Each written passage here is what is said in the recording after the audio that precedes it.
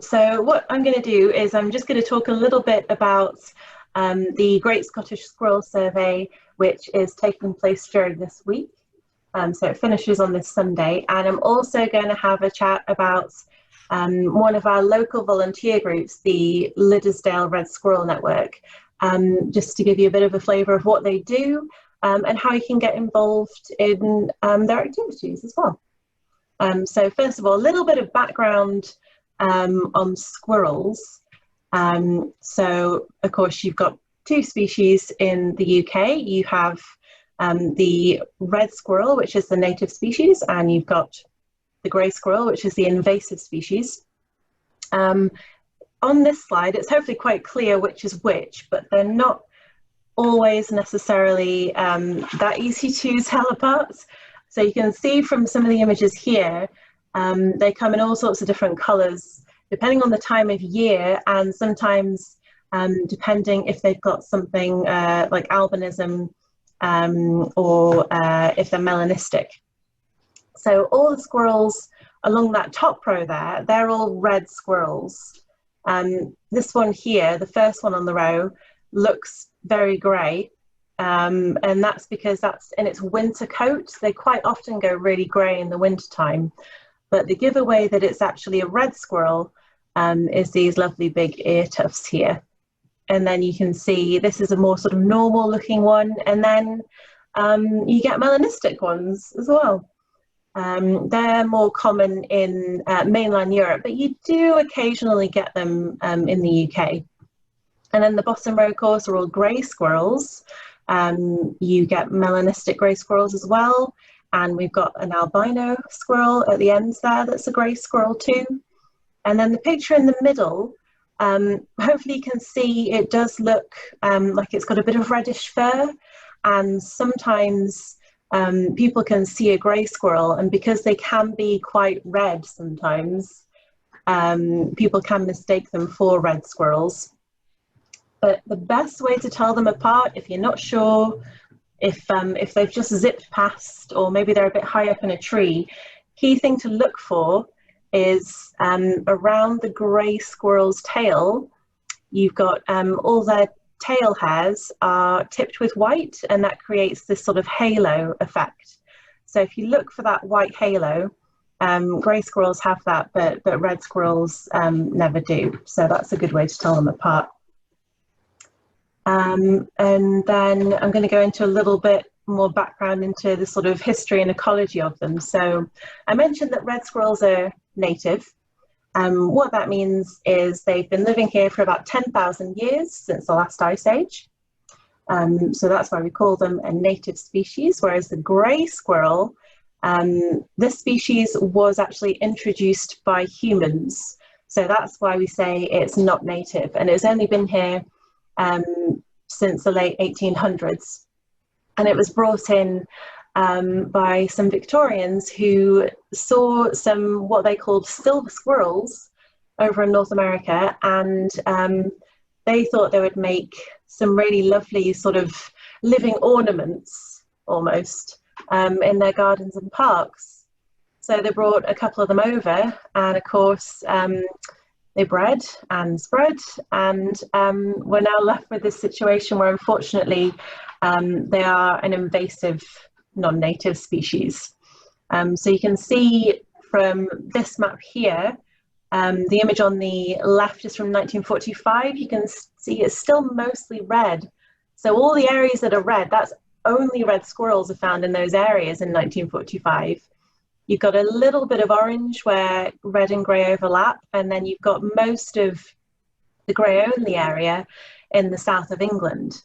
And then in not very much time, relatively speaking, once you get to just 2010, grey squirrels have unfortunately pushed out red squirrels from most of England and a big chunk of Scotland as well, especially in that central belt.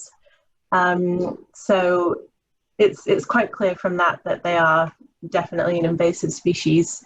And then to zoom in a little bit on Scotland specifically. So this map again shows the red areas are red only, Purple is both species are present, and blue is only grey squirrels are found. And this is made up from all the data that we have in the Saving Scotland's Red Squirrels project. So that's all sorts of data, sightings, as well as various different surveys as well. So that's the overall picture. And we actually have 75% in Scotland of the total UK population of red squirrels. So Scotland is an incredibly important stronghold for red squirrels. They number around about 120,000, give or take, and grey squirrels, there's at least 3 million. That number's probably a little bit out of date. I imagine there are more. So that kind of gives you a bit of an idea of what we're up against. And then to zoom in again on a bit more of a individual squirrel level, the places where you'll find them if you're going through a woodland is they build nests called drays, and they're essentially a ball of twigs about 30 centimetres across. You find them really, really high up in the trees between a branch and the trunk of the tree, so in that sort of corner where the branch meets the tree. And they will occasionally make dens in hollow trees as well. So that's where you'll find them. And I'll go into a little bit more detail about their ecology. So they eat all sorts of things. People know, of course, that they eat things like acorns and hazelnuts and seeds from pine cones, but they will also eat things like tree buds during the spring.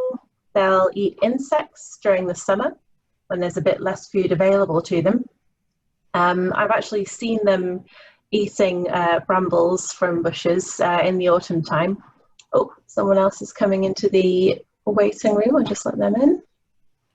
And they'll also eat fungi as well. And what they'll do with that is they will actually harvest the fungi and they'll lay them all out on a branch and leave them to dry. And then once they're all dried out, they'll store them in a larder for eating later, which I think is quite clever. So they're quite good at storing their food. So that's a bit of a background on the ecology. I'll just see if they're just connecting to audio. Right, I'll just carry on. So the next question is, why are they important to save? So I mentioned all the different kinds of food that they eat. So if you have a red squirrel population in a woodland, that is a very good indicator that you have a healthy woodland. So it's a good indicator species is what we call it.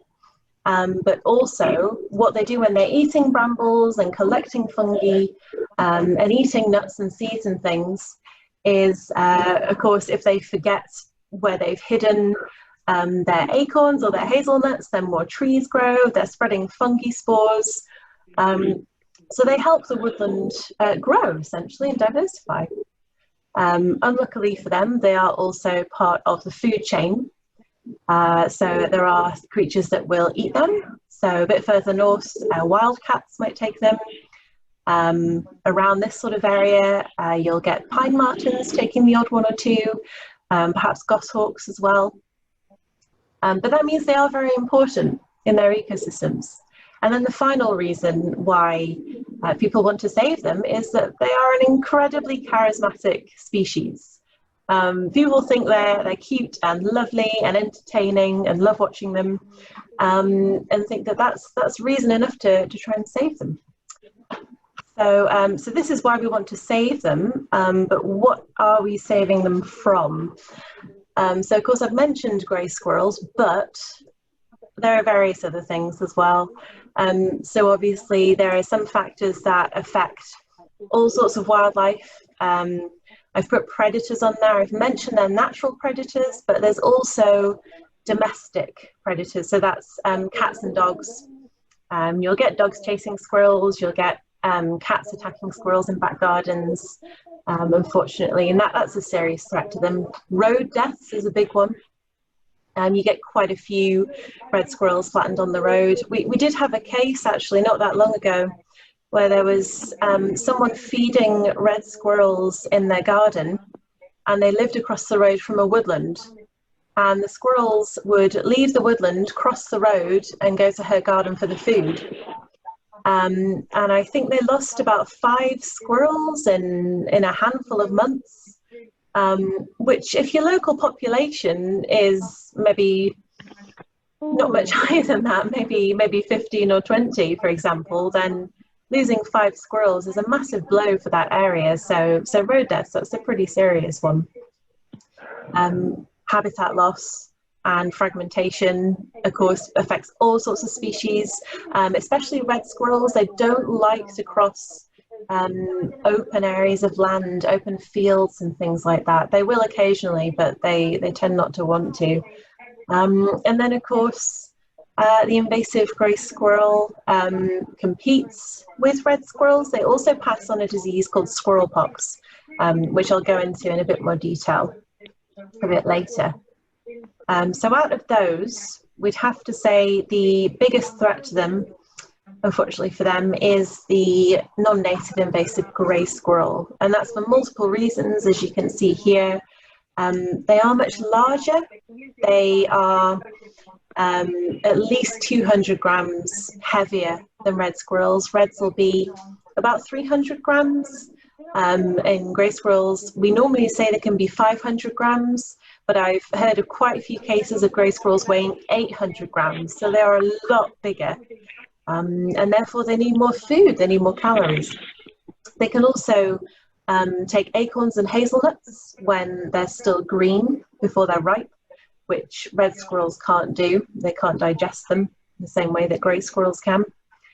Grey squirrels also produce a lot more kits each year, and they can also breed all year round. So red squirrels would normally breed once a year in the spring, and then if they've had a really good year the year before, they might breed again in the summer, but that's generally the absolute maximum. But grey squirrels breed several times a year usually, so they outcompete them on that front. They also have more of their young surviving to a breeding age as well. And then finally, of course, there's squirrel pox. So that is a really awful disease that grey squirrels carry, but it doesn't affect grey squirrels, but they pass it on to red squirrels, and red squirrels usually die. There's a 95% chance that they'll die within 15 days. And the symptoms are not nice. So I'm just going to bring up the picture. So just fair warning, it's a picture of a red squirrel with squirrel pox. So this was one that unfortunately died, and they tend to get lesions around their eyes and on their paws, and that's usually how you can tell that it is pox. You might also see them having difficulty climbing, difficulty eating as well. Often their eyes are so swollen that they're sealed shut.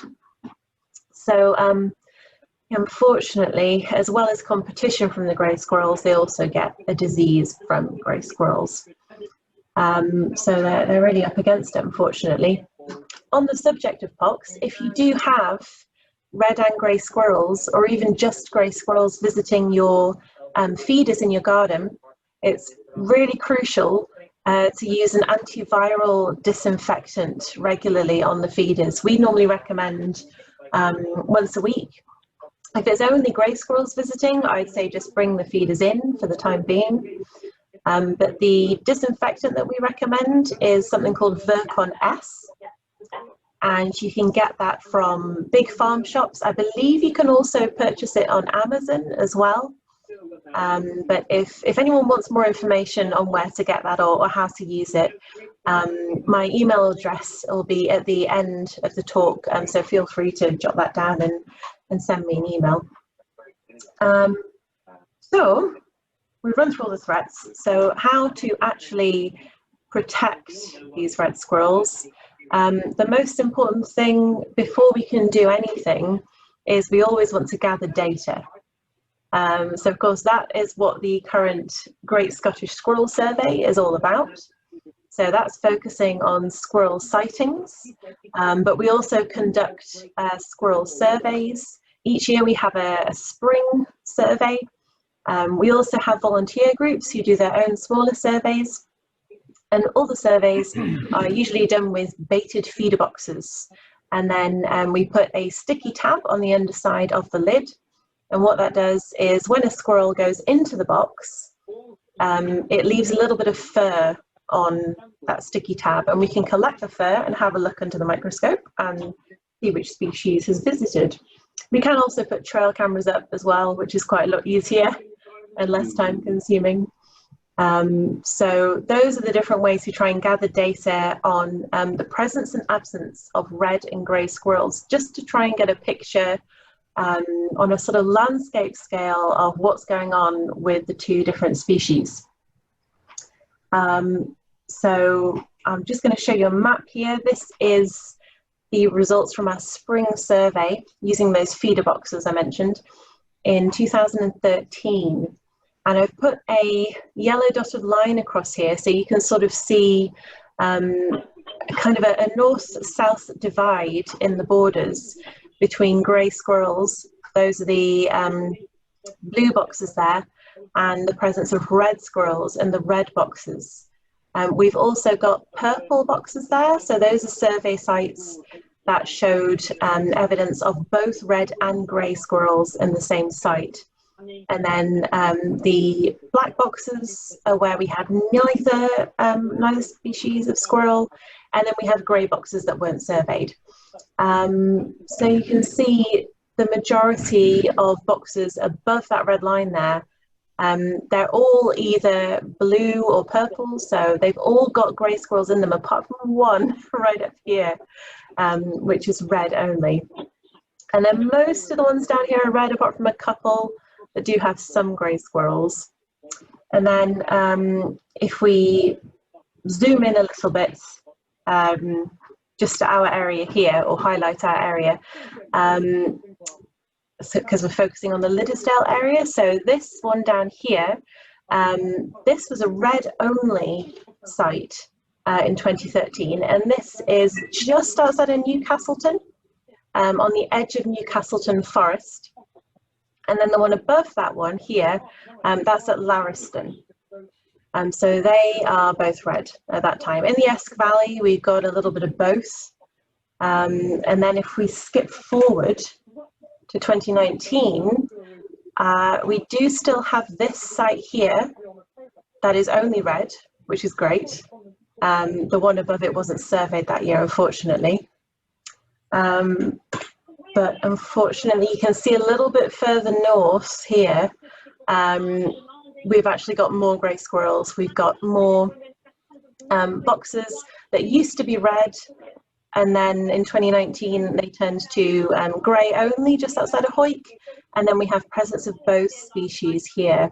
So you can see there's a sort of downward movement from the central belts of grey squirrels, unfortunately. And we've got as well down at the bottom of the Esk Valley, we've got a grey only area there as well, which used to have red squirrels as well as grey squirrels. So we can see this gradual encroachment of grey squirrels. So unfortunately this year, 2020, as you may have heard, we've had a bit of a pandemic, and that has just meant that so many things have been cancelled, which I'm sure you can understand. We had to cancel our spring survey for 2020. There were lots of other surveys and similar work which we could have got records from that had to be cancelled. So this means we have a data deficit, essentially. We don't have a clear, up-to-date picture of what is happening with populations of red and grey squirrels, not as clear as we would have had if we had all that data brought in. So we thought one way to combat that is to try and encourage, where we can, people to submit their squirrel sightings. And that's why the Great Scottish Squirrel Survey this year is really critically important, because we're missing so much data. Also, now that now things have relaxed a little bit, I know restrictions have tightened up again. But we were able to do a few local volunteer surveys with feeder boxes. But yeah, we really need some data at the moment. There's a bit of a hole in our data. And it's important that we try and get some sightings, because then if we know what red and grey squirrels are doing, then we know whereabouts in the landscape red squirrels are doing well and where they might need help, essentially. So speaking of sightings, this is a map of all the sightings between 2016 and 2020. So this is across all the borders. Hopefully you can see we've got some blue dots and some red dots. So the blue dots are grey squirrels and the red dots are red squirrels. And these are all sightings that people sent into the website. So you can hopefully see, so we've got the Esk Valley down here, and that has quite a few grey sightings, more than it does red sightings. Generally you will find quite a few grey squirrel sightings in valleys, following watercourses, because they use watercourses as a sort of highway to get from A to B and to get into new areas. So you'll often find grey squirrels travelling up rivers, up trees that line them. And then also, if we look, for example, to the Tweed Valley here, you can see quite a lot of red dots in there, which is fantastic. But you can also see quite a few grey squirrel sightings, quite a few clusters around, for example, Peebles. And that's because grey squirrels do really well in urban areas. Of course, everyone puts bird feeders in their garden, which is great for wildlife. But grey squirrels do take advantage of that. And I think there was a figure, it was roughly 40% of the food that we put out for birds is eaten by grey squirrels, which is quite a lot. So they do very well. They're a lot more confident and bold as well. You won't very often get red squirrels going into big towns and cities. It's usually more likely to be grey squirrels. So that accounts for some of the patterns you see here. You can see in the more kind of rural areas, you have more red sightings. That's because, of course, if all the grey squirrels go to the urban areas, the red squirrels do a bit better in those rural areas. So the next slide I've got here is essentially showing what we've done with this data. So I said we need the data to protect them. What we did was, looking at all the data we had, we identified these key priority areas for red squirrel conservation. So all these blue areas across the south of Scotland, those areas where the project is focusing the vast majority of its resources. And they decided on these areas to focus on because they had good populations of red squirrels that we could protect. They had good habitat for red squirrels. They were under threat from grey squirrels, and they also, crucially, had populations of people, because you can't really carry out wildlife conservation without people. So that's how we came to that decision. And then speaking of people, to help the red squirrels in these areas, we set up some volunteer red squirrel networks. So that's all these red areas. And we currently have, I think it's 18 at last count, 18 volunteer networks across the south. And in each one of these network areas that you can see with the red outlines, we have got red squirrel volunteers who are working tirelessly to protect red squirrels in their areas. And they're doing a fantastic job, I have to say. There's still a lot of work to be done, but they're doing very well. And the area that I'm going to be focusing on in the sort of second half of my talk is the Liddesdale Networks area just around here. So the situation that they have, this red line here is the outline of the group's remit area. And then all the grey dots, again, that's grey squirrel data, and all the red dots, that's red squirrel data.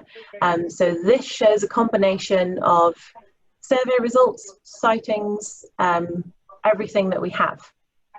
So you can see what we have on here is quite a few more grey squirrels than red squirrels. You can also see there's quite a few bare patches where we don't really have a lot of information. And of course, most of the data that we have is generally clustered around where people live and where people might walk the dog, for example, as well. Because if people don't go into certain areas, we're unfortunately not going to get data from those areas. And if we're looking, for example, at just sightings, we don't have very many. This is from 2016 up to, I believe it was a couple of weeks ago. So for the past 4 and a bit years, we've only had a very small number of sightings from this area. So we'd really love to get some more. So if any of you stay in this area or know anyone who does, it would be really fantastic to get some sightings submitted to our website, so we get a bit of a better picture of what's going on, essentially. So that's where the Great Scottish Squirrel Survey comes in. So as I mentioned, that's running during this week, and the idea is we want to get a really good snapshot during this week of what is happening with populations of red and grey squirrels across the entirety of Scotland. So we're really trying to encourage everyone to get out into their local woodlands and have a look and see if they can spot a squirrel, and if you can, it's really easy to submit a sighting. We've got the web address just down there, which is scottishsquirrels.org.uk. And every sighting that you submit, it puts an extra dot on our map, and that really helps us build a picture of what those two species are doing across the landscape. So this year more than ever, when we had to cancel so much work, this kind of information is really, really important to us.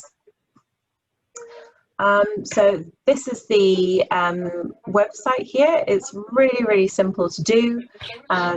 You simply go to Sightings, you click on Report a Squirrel Sighting Now, and it takes you to a really simple page layout. You can click if it's red or grey, alive or dead, how many, and you can even, if you're not 100% sure where you saw it, you can zoom in on the interactive map and you can actually click and put a dot directly on the map. So it's really easy to use and really handy. Another way that you can help is to spread the word. So I've got our Facebook address up there and our Twitter as well. If you're on social media, please feel free to repost anything we put out, and we'll just try and get the word out. We've only got a few days left, so we're trying to get that last push of sightings. But that's where you can find us on social media, in any case. And then if you're looking to get a little bit more involved beyond simply submitting a sighting, then what you could consider doing is potentially joining a local network. So you can do that on the website as well, at scottishsquirrels.org.uk. On the homepage, you can scroll down a little bit and you'll see this big Get Involved box. And then you can click on Join a Local Group. That'll bring you to a page with a list of all the local networks and a map. You can see the closest one to you. And then you can click on their page and you'll have two options to either click to join that group on the website, or you can click underneath, it says Contact Group Admin. And if you click that button, then that means that someone from the group will get back in touch with you. So it's a really easy way to get in touch with the networks online. What you can also do is you can feel free to get in touch with me, and again, I'll leave my email at the end. Okay, and this is just a reminder again, sort of area of the network that I'm going to be talking about today.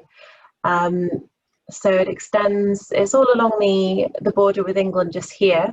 It encompasses parts of Newcastleton Forest, Newcastleton itself, and it covers the catchment areas of the Liddell Water and the Hermitage Water, and a bit of Walkup Forest as well. So that's that sort of area.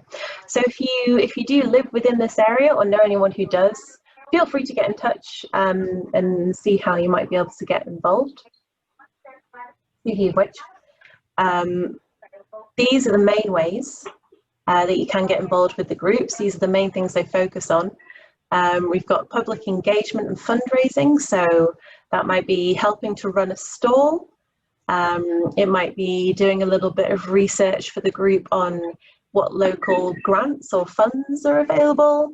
If you fancy running a cake stall or something like that, every little bit helps.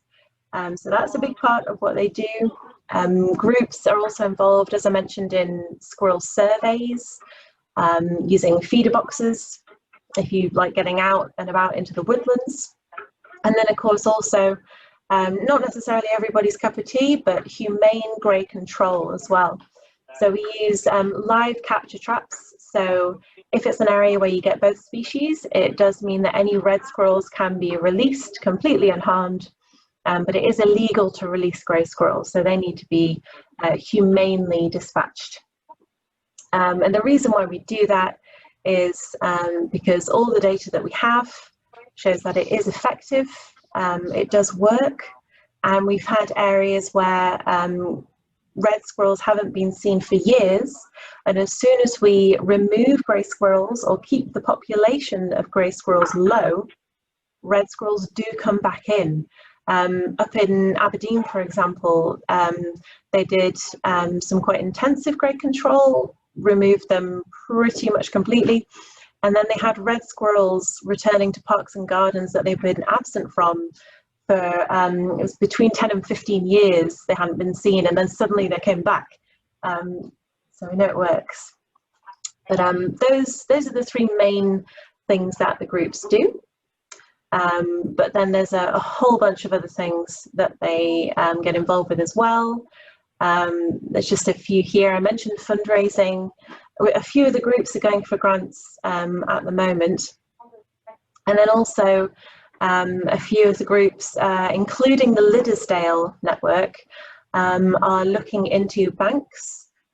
So at the moment, because of COVID, a lot of banks aren't setting up new accounts. So it'd be really handy to have someone who might like to just have a quick Google and see which banks could help us. Also, groups are looking for maybe committee members to help make some decisions, or possible chair roles. Social media as well is a really great way of getting the word out, but some of the groups don't have that. So that's a way you can get involved too. The website I mentioned, that is the community hub. So every group has a page, as you saw, but if you are registered on the hub and you join the group online, what that means is you've got access to another layer of data, and you can talk to other members of the group. So you can message each other, and what you can be, if you like, is a hub admin, and that's someone who might, for example, upload documents to the group's page. They might do things like allowing people into the group. So it's a fairly simple job, but if you prefer an indoor job, then that could be quite good.